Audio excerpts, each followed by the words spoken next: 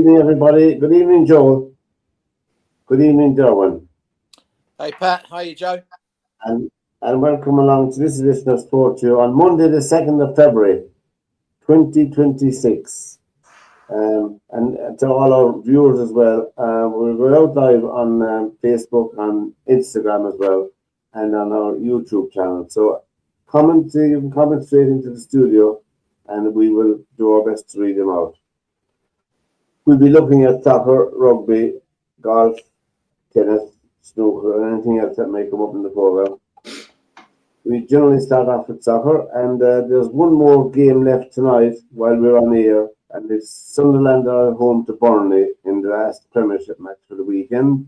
That was in it, and we, of course, we'll start off again now. It's getting a habit now, Darwin. Man United won again at home to. Well, there was a cracking finish to the game, a cracking finish. They were leading 2-1, and Fulham got a cracker of a goal, and I said, well, that leaves a point. But fair play to United. They got their 3-2 win. I'll tell you, the player that looks really good to me is that Cunha. Yeah. He was. I always liked him. I always liked him at Wolves. I thought he was a good signing. I don't know whether did he get injured when he first. I think he turned up. I think he turned up injured, if you know what I mean. Yeah. So, but I always thought that he and Buemo were good signings. But the other fella up front, the big guy, Cisco, yeah, he looks like he might be a good addition if you use him in the right way. Yeah. And they are using him in the right way. And now United are playing. They're playing with a lot more energy, panache, and flair, and they just seem to be not afraid anymore. And it just seems, that with the new guys. With the new guys coming in, with Michael Carrick and Steve Holland and the other guys that are working with the first team, it just seems like the shackles are off on them, and they're allowed to go out. And as Ferguson used to say, go out and have fun, enjoy yourselves, and that's what seems to be happening now. And it's really strange that all the young fellas that he was not enamored with are all really playing well. Yeah, and I just wonder what would have happened if they had kept Garnacho and those guys around as well with the new group. And of course, we'll never know. But Michael Carrick seems to have a big belief in the academy system there. Yeah. I mean, he went to one of the first things he did was he went to an academy game, which Amarim was not kind of inclined to do. So, and I mean, we all know that when the gaffer shows up, that, nerves can be a part of it, but it also can be a part of the excitement of it. He's coming to watch us, and, and he cares about us. So I think that there just seems to be a different atmosphere about the place, from all the way from Ten Hag to Michael Carrick. They look like they got energy, don't they? Yeah, they do. Before they looked like they were just looked like they didn't know what they were doing, and it confused. I don't know what you want to call it, but they certainly didn't play with like you just said about the flair. I mean, even the likes of Casemiro is playing very well. Yes, he is. Yeah, he's playing like a guy that's completely. I mean, I saw him after the game, and he's hugging Michael Carrick, and he's all over him. So he's obviously thriving. And I read an article by him last week, even though they just said that he was going to be leaving, and he said that he will always be a Manchester United man. He loves the club and what have you, and he loves the fans. So I just don't understand how a club that functioned so well under Ferguson went downhill so fast that they couldn't find another person with some kind of charisma that would come in and right the ship a bit earlier. Now, I mean, I don't know how long this is going to last, but it's certainly more of the United that used to play as opposed to, and you know, the other side to it, I don't know what Ruben Amorim's practices were like, what his training was like. But if they were out on the field morning and afternoon and just walking through things, even if you're just jogging through things and getting shapes right and getting people into the right positions so they know where they are when you have the ball in certain areas and what have you, that just becomes weary after a while. I want to ask you two a question, okay? So, been thinking about it last night, thinking about it today. Ferguson leaves, Moyes comes in, doesn't work. They then get Giggs, I think it wasn't it, to cover for a while. Yeah. And they pick up, they start playing. They get rid of Giggs, and I think it was whoever it was. Louis Van Gaal, was it?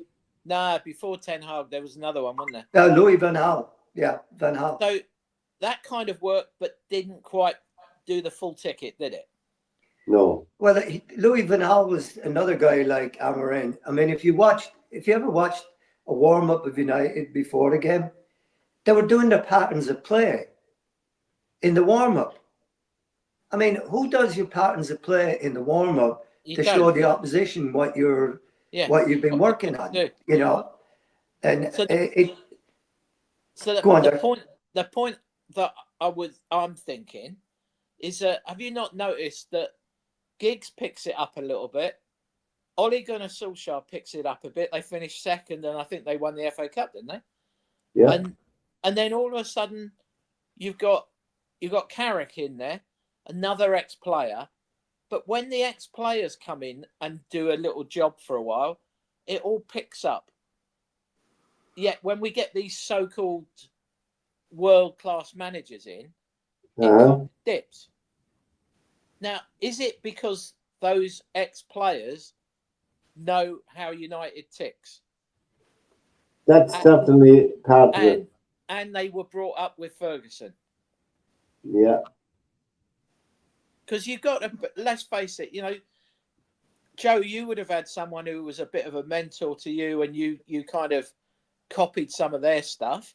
Right. I know with me, you know, I was lucky enough to have Bernard Hunt, Ryder Cup captain and Ryder Cup player.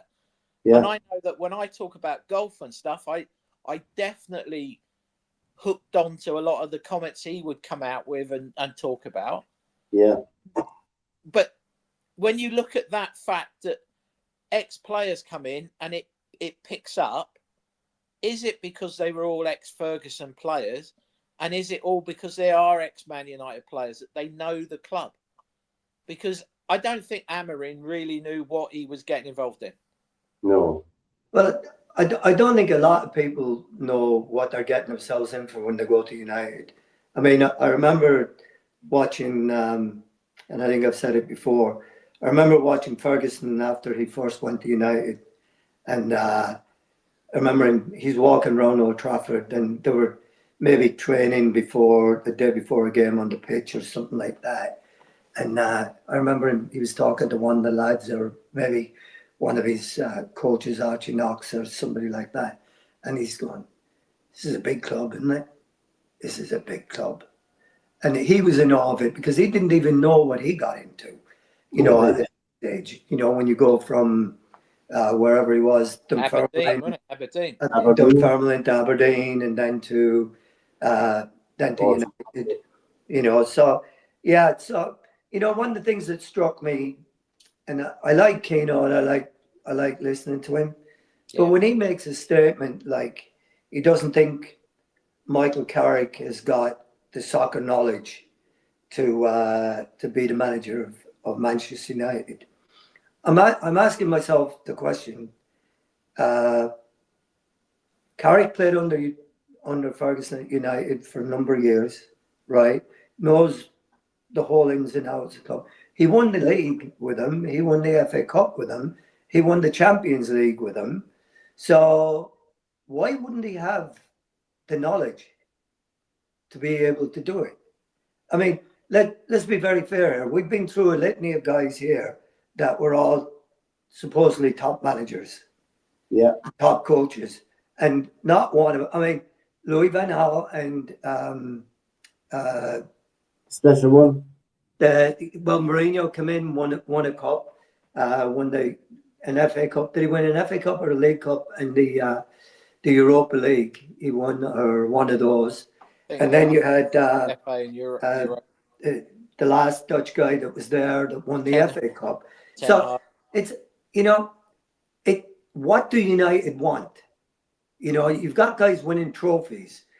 That 90% of the rest of the league would be happy with winning an FA Cup. Bob Paisley made a statement once when he was manager of the FA Cup or Liverpool, and they won the FA Cup. And someone said something to him about the FA Cup not being that important. He said, "It is to me." He said, "It means nobody else has won it." Yeah. So and there's a guy that won the European Cup 3 times or something like that, and won everything that you could possibly win in the game. So it was important to him. So what makes somebody think that the FA Cup is not important in winning the trophy? I mean, we've already talked about this. Arsenal have only won the FA Cup in the last how many years? I mean, they've won it once, right? I was going to say 10 years at least, isn't it? Yeah. So they've won it once. And they're now battering on the door, and we'll talk about them in a minute.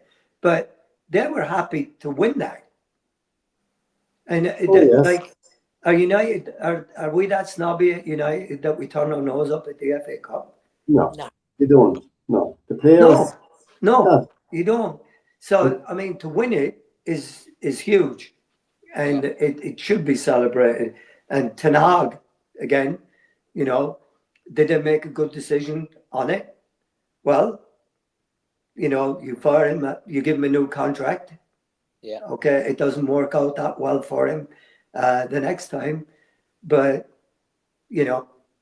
and now you've got these guys in here. I mean, Steve Holland has been to how many World Cups with England?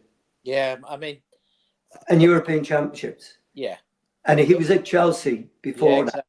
Yeah. So this guy has got a wealth of knowledge, and if you don't have it with the top man, you better have it with the next man. Yeah. And I mean, back in the day, they used to talk about Jimmy Murphy at United with Alf Ramsey or Sir Matt Busby. Yeah. Jimmy Murphy had the soccer brain, and he was the one that nurtured all the young kids. Well, you think about it, Joe. Peter Taylor was the brains behind Clough. Yeah, he was Peter Taylor. Yeah, and you again, I'm sure going back and throwing names in the hat. I'm sure Malcolm Allison had a really good right-hand man. Well, Malcolm Allison was Joe Mercer's right-hand man.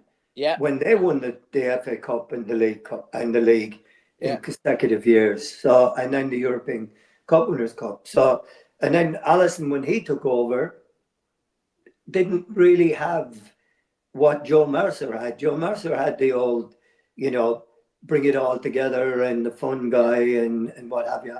And Allison was the guy that did the work on the pitch for the most. When you sit there and what we just said there about having a good right-hand man, it kind of highlights how good Venables was.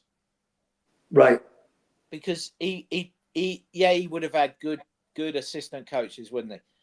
Yeah. But when you think about Venables, it was Venables really, wasn't it? He was on the training ground more than anybody. Yeah. Yeah, he still could manage Barcelona and not have a worry about Barcelona losing the dressing room or anything like that. Right. Okay. That's true. So, but again, to me, I'm watching. I feel like yesterday and let's say the last 3 games, you are sitting there watching. You could have been watching Cantona on that pitch, couldn't you? Mm-hmm. That's because true. they were back with that. And what you said earlier on, Joe, is fascinating. How many, great players United have had, and they, Van Nistelrooy still thinks he's a Man United player. Right. Eric Cantona still loves Manchester United. It's his club. And you go back, Best would have said the same thing, wouldn't he? Oh, yeah. Charlton would have said the same thing. Dennis Law would have said the same thing. Yeah.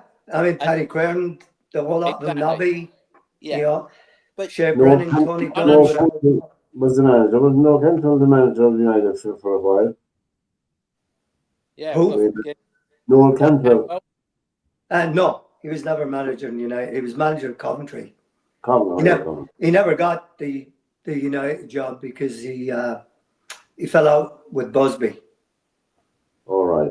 And it was kind of one of those training ground ones, where they're doing something on the training ground and Cantwell lost his rag for some reason, and he said he just turned and yelled at Busby when Busby was telling him something, and he says, "I know the how. I want to know the why.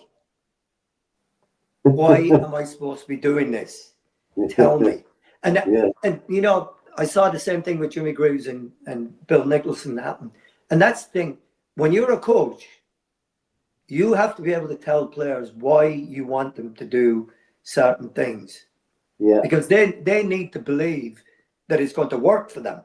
Yeah, that they can do it. Right. Because everyone has their own opinion of how to do this. And that's the beauty of it.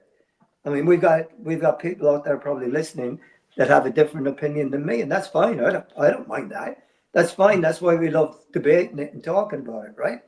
So it's all opinions. But tell me why you want me to do that, and I'll gladly do it. And speaking about people who are tuned in, thanks lads for tuning in. The information is on the bottom of the screen. If you want to contact the show, you can either email us or you can text us in, and we'll be happy to interact with you. While we're still talking about football for a minute. At the moment, Sunderland have gone 1-0 up on Burnley. Can someone tell me what Spurs is going on about? They play the first half of the last few games like they've never had a ball in front of them. I know. And then they come out in the second half, and admittedly, City aren't the force they used to be, are they? No. They're still a good team, but you sit there and you kind of go, well, which Tottenham? What Tottenham was playing the first half? Because that's not the same lot that played in the second half, is it? But it was. No. It was way too easy for City to play through. I mean, they were so far apart. There was no compactness to the team or anything like that. And they were lucky that they didn't go into halftime, probably 5-0 down. Yeah. But I'll tell you, the difference in the second half was Solanke coming on. Yeah. And the difference, and I'd have to be fair, I don't think the first Spurs goal should have been allowed. Well, as he kicked through Gaya. Yeah. Yeah. If put the shoe on the other foot, if that's a centre half and he's kicking through a centre forward, that's a penalty. Joe, there was a great sound bite. I don't know if you've heard it. There's a great soundbite from Guardiola. He gets asked last night, do you agree with the goal? And he turned around and said, well, if that was a defender kicking the attacker, it'd be a penalty. Right. So why on this occasion is it not even a free kick? Right. Yeah, that's a fair point. And how does VAR miss it? Yeah, well, tell me this. How does VAR let that Villa goal, the Villa game, how does it go from the byline, from the literally the end of the pitch to the other end of the pitch before they flag up and go that ball was out of play? Yeah. I saw that. I still can't believe it. Well, I mean, I can believe it only for the very reason that you don't punish the attacking team for an error by one of the officials. And to be fair to the official, I think the official was on the other half of the field anyway. Yeah, he was. Yeah. Right. Well, So he's that far down. The Villa player's body is between him. The Villa player is practically sitting on the line. Yeah. So the linesman at that point can't even see. So he can't make a guess. That would be unfair as well. So they have to let the play out. And then VAR comes on, or whoever it is gets involved and says, you need to take a look at this. The ball was out of play and what have you. And it's so unfortunate, you know. Yeah, whatever we look at it, Brentford are now up to, what are they up to, fifth? No, sixth. Yeah. Brentford are up to seventh. Brentford are a good team. They're hard to beat because they work for each other, don't they? Keith Andrews is doing an incredible job there. He must be a very good people's person to manage a team like that, to manage any team. He must be a very good communicator. But I think also, though, you have to look at it. It's the players they have. Yeah. You know, their players are very disciplined. They've got very. I don't know what Shawty was thinking about when he got the red card.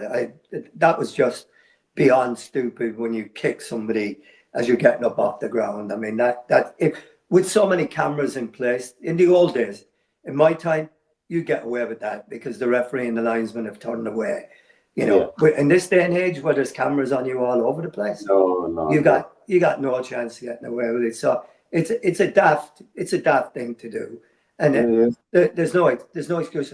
But a team like Brentford, with the way that they play and the shape that they have, are kind of an ideal team to be able to play with 10 men, you know, with 9 on the field. Yeah. You know, they can play 4-4-1 and they can be perfectly happy in doing that. Yeah, and then they drop to the halfway line, they become a 4-5, you know. So it's like they're really disciplined in everything that they do. So, and it's been worked into them. And I think that's the opposite to, you have the opposite to Spurs in one way, to Brentford in the other. If Thomas Frank was able to discipline the Spurs players that he's got to play the way that he had his team playing at Brentford, then there would be a much better team. But I watched some of their players on Saturday, and half my family are Spurs fans. So, and then we've been tearing their hair out at that point, watching them, what they're not doing. Yeah. And they're, you know, they just don't seem to care about the club. They don't seem to care about who they're playing for and what they're playing for, you know, and it just blows me away. You know, I looked in the first half and I looked at Conor Gallagher and I thought, this guy, they signed him for what, 40 million or something like that? Yeah. And I'm thinking in the first half, this guy is not. I don't think he's worth the money they paid for him. But then in the second half, all of a sudden, he steps up another gear and he comes alive and he starts playing. And he starts being the Conor Gallagher that was at Chelsea in the beginning. Yes. You know, that got himself stuck in and involved in stuff. And if they can get him doing that, then I think but they need to get these guys back. Solanke was a huge improvement in the second half, and it was unfortunate that he got injured. But man, what about his second goal? Was that unbelievable or what? Yeah. It was. If you think about it, Joe, Donnarumma kept City in the game. Oh, he did. Yeah. I mean, you'd nearly say that he was the man of the match for City, wouldn't you? Yeah. And again, you're sitting there going, well, that Spurs could have won that 5-2, couldn't they? Yes, they could have in the finish, yeah. And you're sitting there going, but if you watch the first half, you'd be sitting there going, well, this lot. So to me, Spurs is full of it's a team full of egos. Brentford hasn't got an ego. Right. I get the Exactly. impression that the Brentford players are just over the moon to be Premier League players, earning decent money and enjoying the game. Yeah. And they feel, to me, it's like they're grateful for it. Yeah. Whereas you look at the Spurs lot, and I mean, I watched that centre half for one of the goals, and he didn't even run.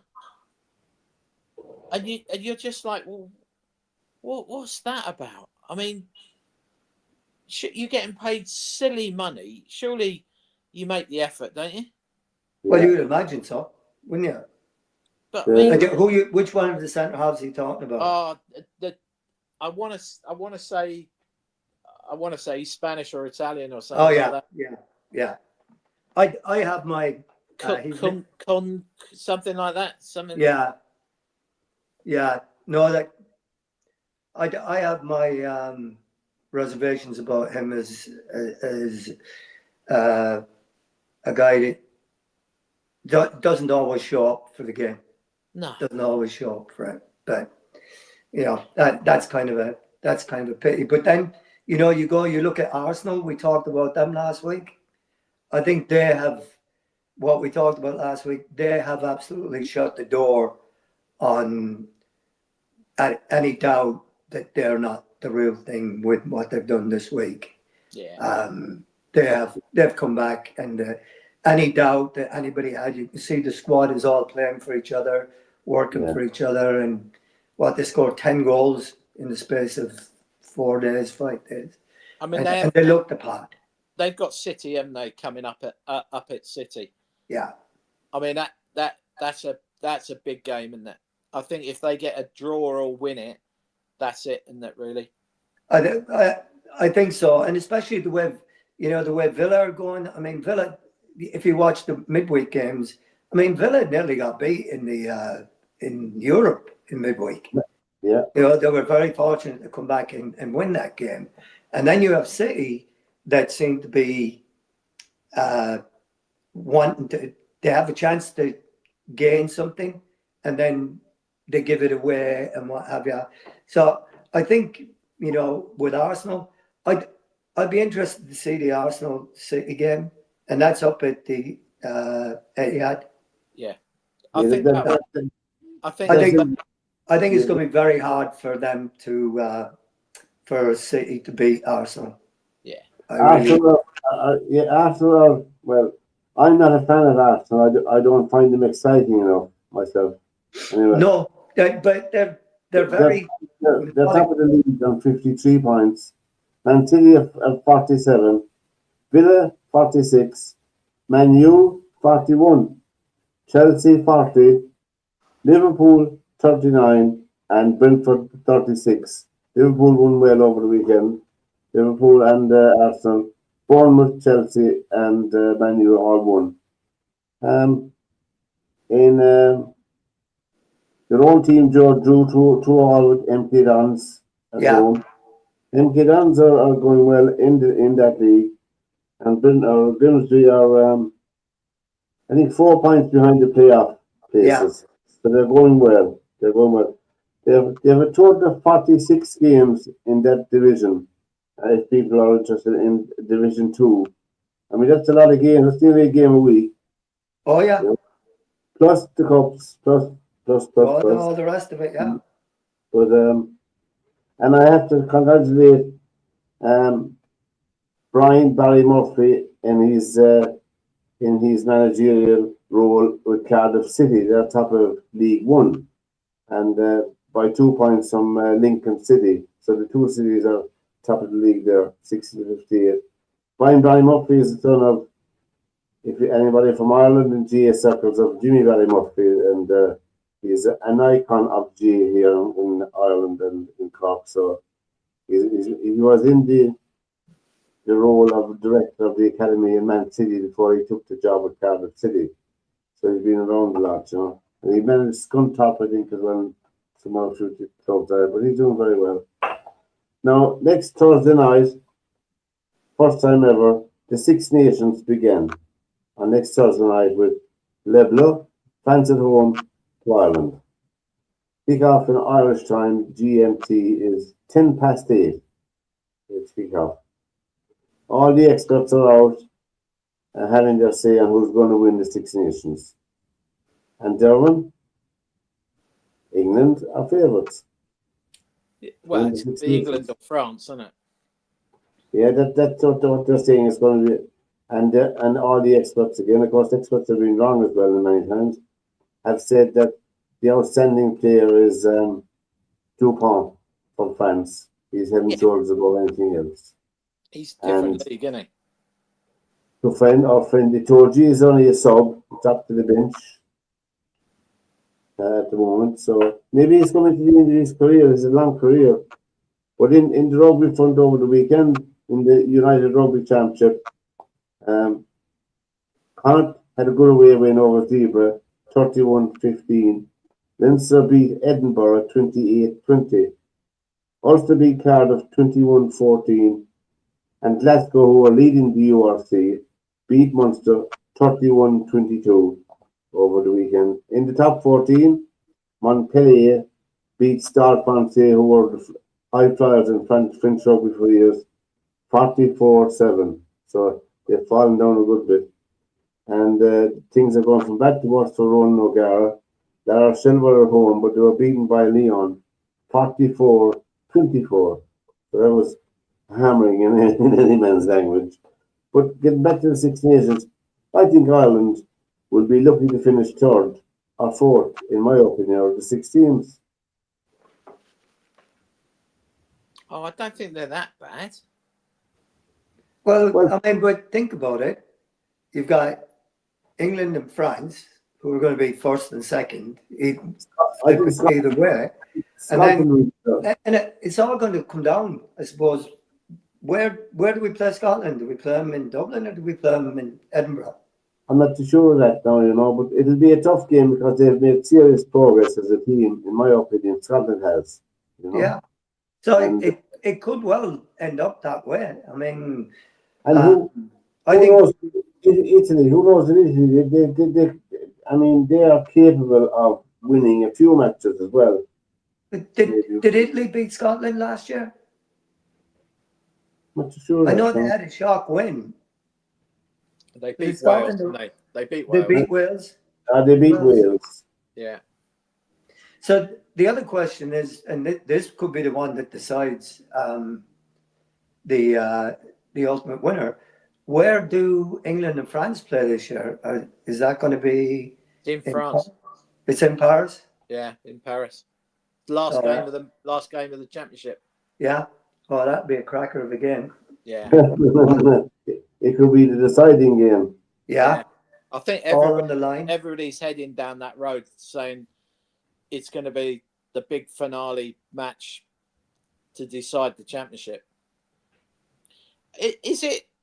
Are they playing Thursday night because of the Winter Olympics on Friday? They're playing Thursday night because of money, plain and simple. Is it? To be totally cynical about it, I think myself, I don't see any other big thing next weekend, Saturday or Sunday. Well, you I'm only thinking about the Winter Olympics start on Friday, don't they?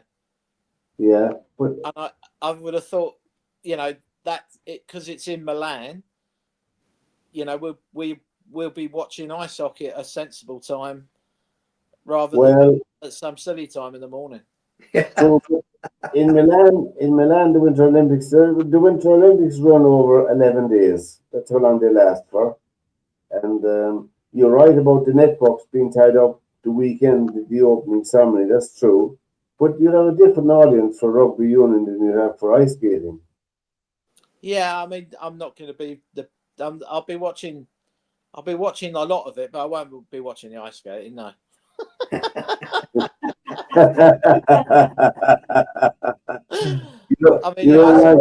You don't like the triple axel or anything like that. Oh no, And all that business. No. They can do without that. You're not a triple axel fan either, Joy. No, I'm not into that. I mean, I quite like watching that speed skating because that's like a stock car racing, isn't it? The way they knock each other over.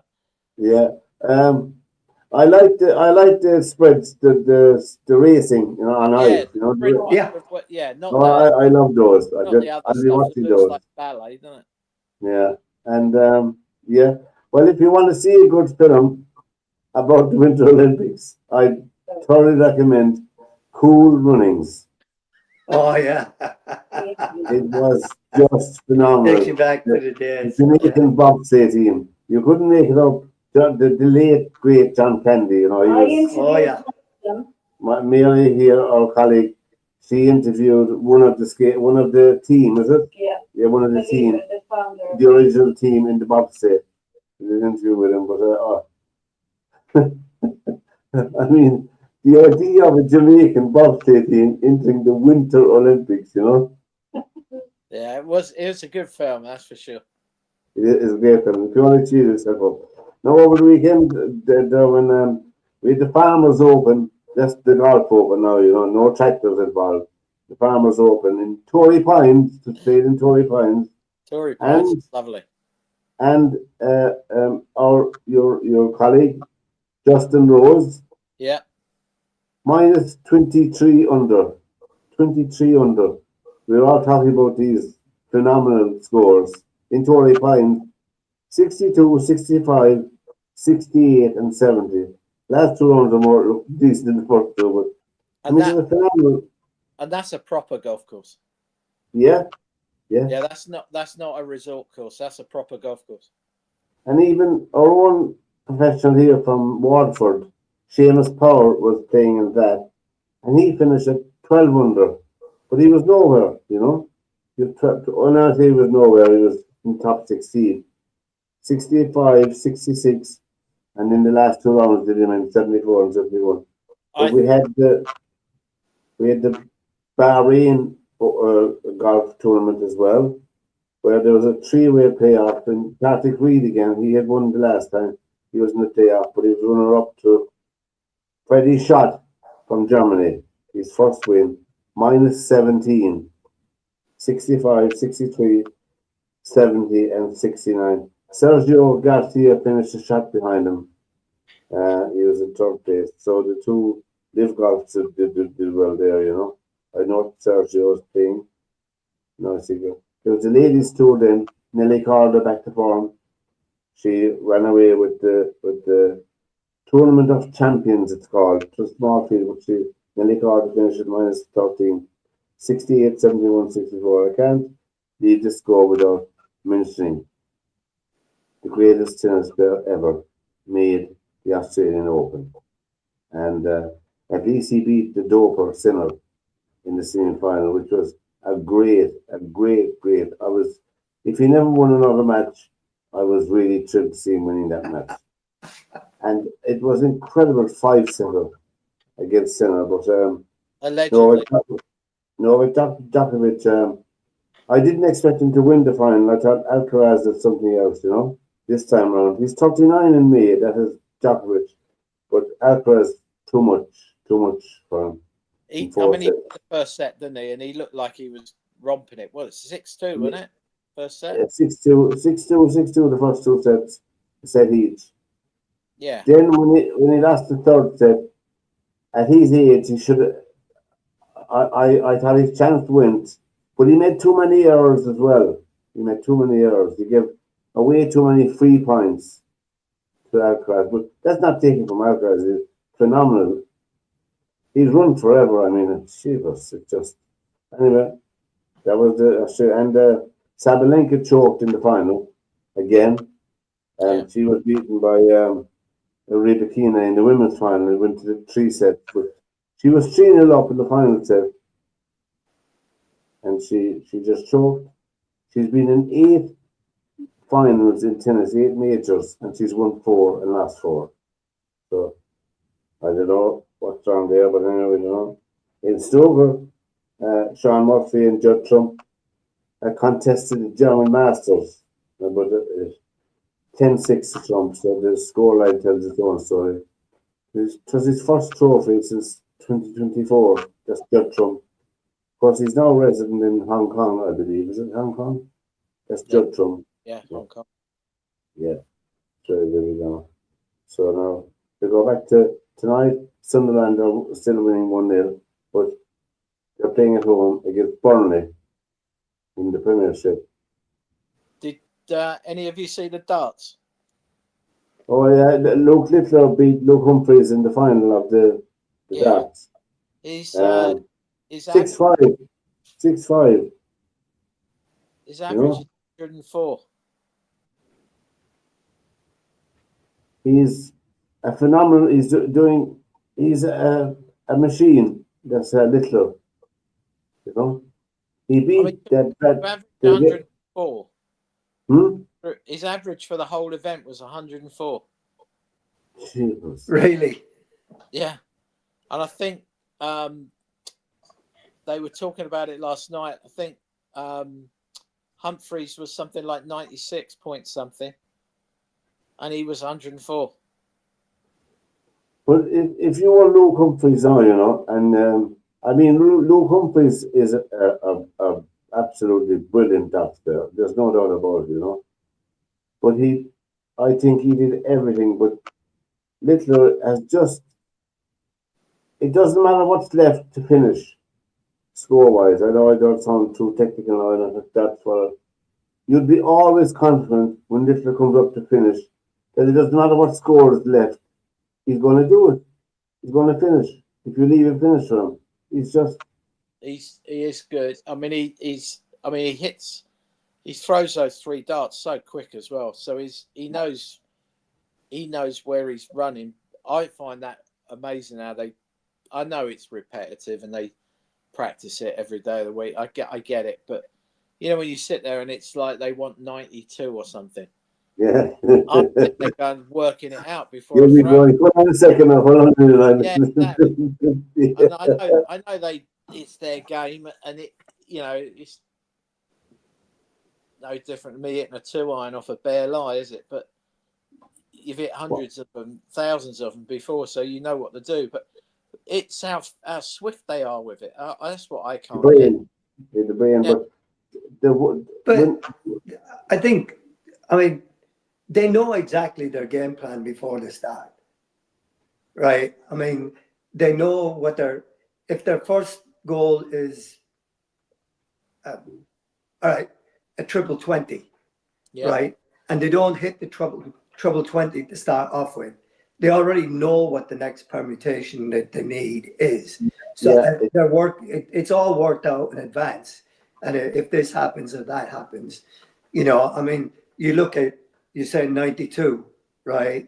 So, okay, 320s and double 16, so triple 20, double 16. They already know as their last dart has been played that this is going to be the next one coming up. So I mean, like you said, it's like golf, right? It's like soccer, right? If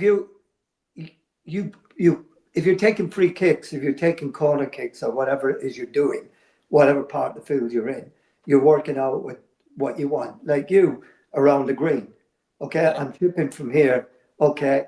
I've hit a bad shot and it's in the rough that's a little bit much in front of the bunker, and I take my shots from here and practice those. So these guys already have all these things computed, and that's what makes them so brilliant. And sometimes it's like, who was the last great guy that Phil the Power Taylor? What if you were a great darts player of that era and you just happened to come up against a phenomenon like that? And Pat, you were talking earlier, about was it Sabalenka didn't win, right? Well, she's won 4 finals and lost 4 finals. There's a lot of players that have never won 4 finals. There's a lot of players that were great players that never got to a final. So it's all relative. If you come around at a time, I was watching. I watched a bit of a documentary the other day on Arsene Wenger. I didn't realize that he had only won 3 Premier League titles at Arsenal. Right? Now, I just said only. And you know what? 2 of those were doubles. Yeah. Yes. A double had never been achieved till 1971. Yeah. Right. When George, Arsenal beat Charlie George in the cup Charlie final. George in the cup final against Liverpool, and then beating Tottenham on the Monday night at White Hart Lane to win the double. So and then was that George Graham? Was it? George Graham was playing in that one as well. He would have been playing, yeah. Eddie Kelly, Frank McClintock, yeah, Peter Simpson, Bob McNabb. Who was the other? Who was the right back? I saw Frank McClintock playing. I think Pat he was Rice. playing. I thought Pat Rice was in that team, wasn't he? Yeah, that's right, because Sammy Yeah. Nelson took over from Bob Yeah. McNabb on the other side. That's right. So I'd named the team: Bob Wilson, Pat Rice, Frank McClintock, Peter Simpson, Bob McNabb, George Graham, Peter Story, John Samuels or George Graham in midfield. Eddie Kelly was on the team, and then you had George Armstrong, Radford, and Kennedy up front.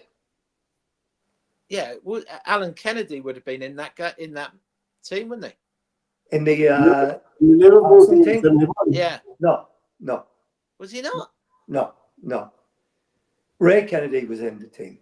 Ray Kennedy, is it? Ray Kennedy was up front. Alan Kennedy played for Newcastle and Liverpool, left back. Yeah. So but so I'm saying there, he only won 3 Premier Leagues. There's 90% of the teams in the Premier League haven't won it. Yeah. So you go there with it, and it's just all relative to it. The success I watched a golf documentary as well called Losers. You guys should check it out and see it. It's it's about people that did great. John Van der Velde. Yeah. Right. It's just an hour long on him. But then there's another one on Torquay United.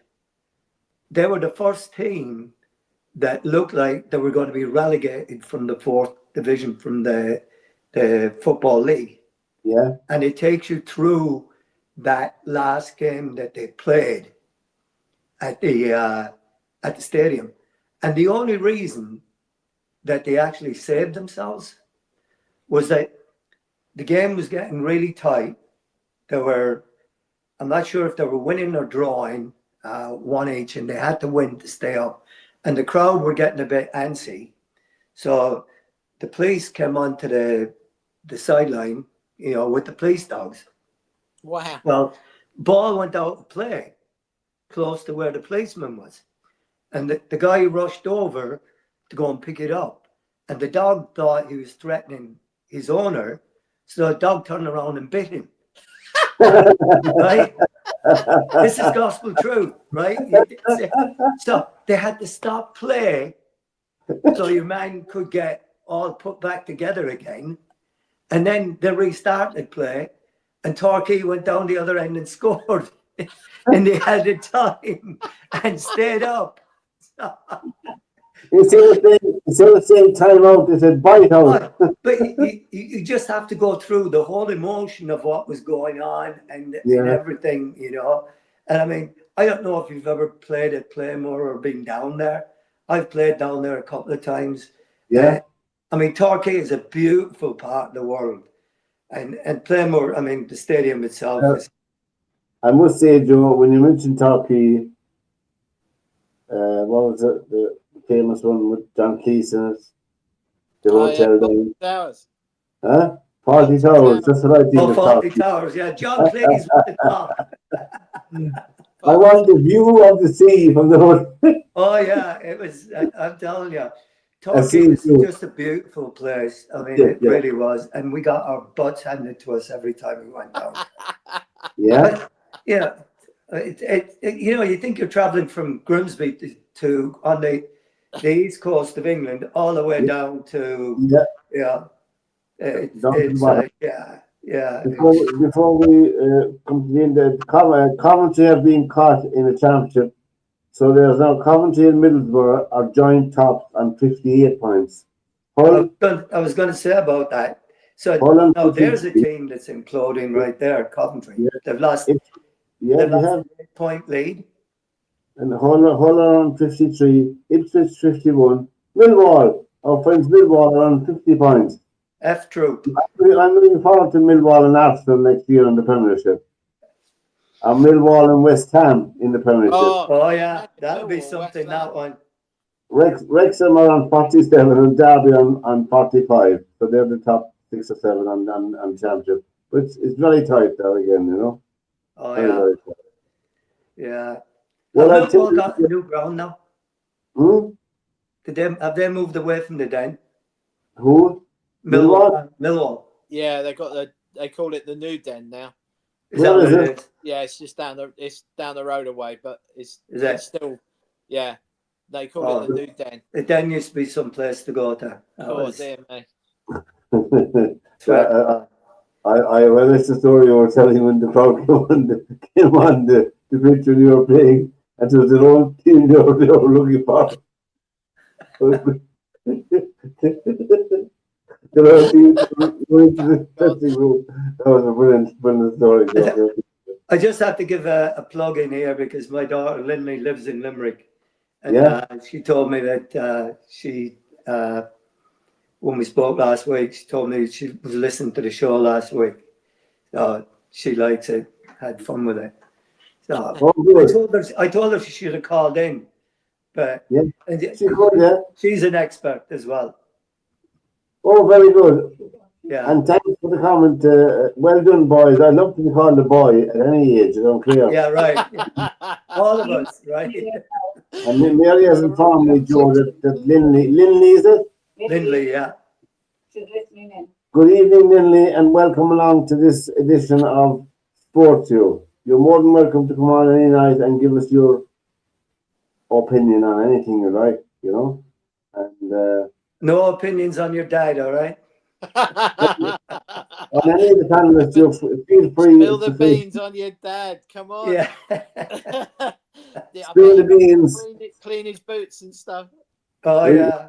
We'll give you a free 15 minutes on here. Yeah. And that's it, you know, that's good. And before we finish, we have, don't forget, on Thursday night, 8:10, Greenwich Mean Time, Ireland and France in Paris. And is it the start of France? Yeah, we did a tour of that, remember? Yeah. We did a tour of that place there last year.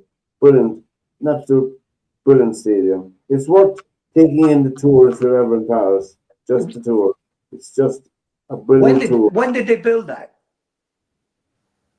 God, we were there, and I can picture your man telling us the story. Our guide was from Algeria, but he was brilliant.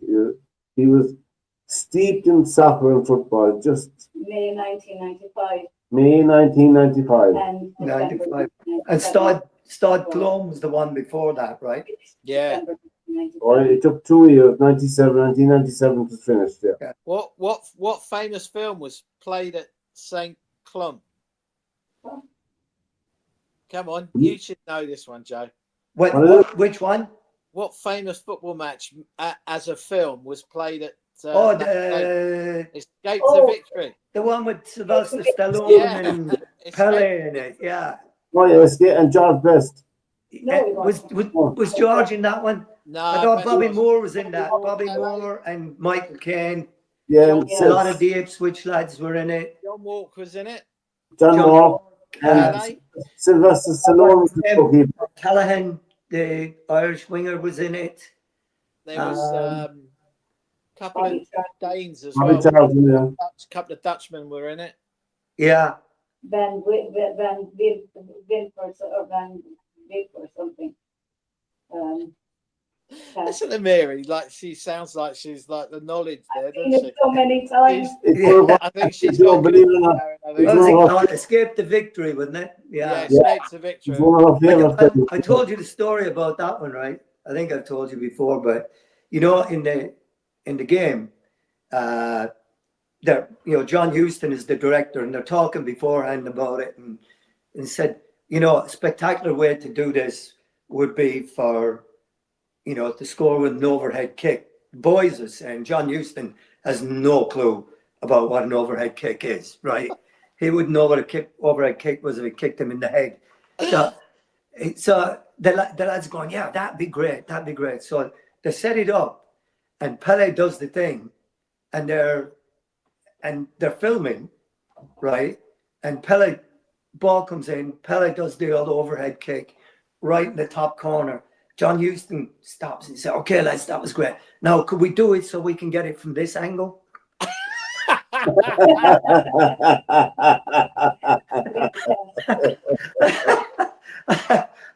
And they all just go, oh.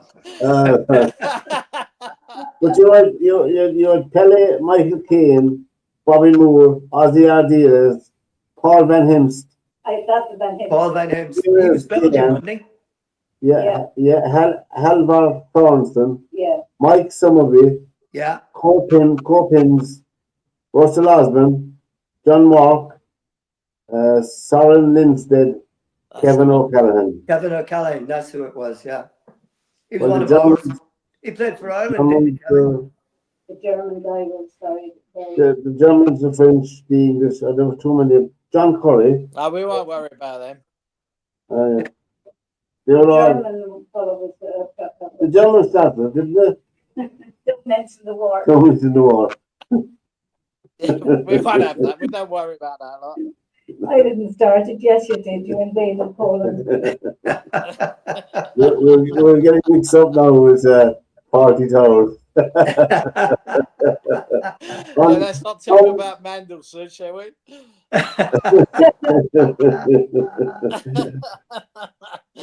I think that's a high note to finish in. And so from this edition of SportsView, we'll see again. We'll be taking notes from the Six Nations next Monday. We'll have the Six Nations report on next Monday, and we wish all teams taking part the best of luck. That's and England, we express England as well. The best of luck. But what was that? We wish the teams taking part all the best of luck, and England. And England. On that note, lads, take care.